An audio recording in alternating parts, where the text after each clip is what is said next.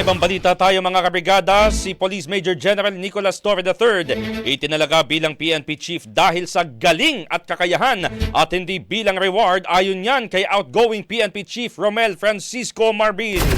Brigada Kath Austria, i-brigada mo! Brigada Live Report. Nilinaw ni outgoing PNP Chief General Romel Francisco Marbil na ang pagkakatalaga kay Major General Nicolas Torre III bilang susunod na hepe ng pambansang pulisya ay hindi reward sa pagkakaaresto kay dating Pangulong Rodrigo Duterte. Sinabi ni Marbil na si Torre ay pinili ni Pangulong Ferdinand Marcos Jr. dahil sa kanyang potensyal na pamunuan ang 232,000 force ng PNP. Si Torre, nakasulukuyang CIDG Director, ang siyang naging ground commander sa operasyon ng PNP sa bisa ng Interpol warrant na nagresulta sa pag-aresto kay Duterte noong Marso. Nauna nang binilina ni Marbil si Torre na ipagpatuloy ang nasimulan niyang reforma sa pambansang pulisya.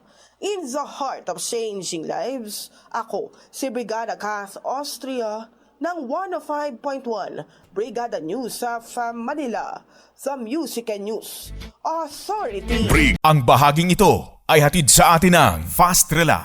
Tanggal ang sakit, ora mismo.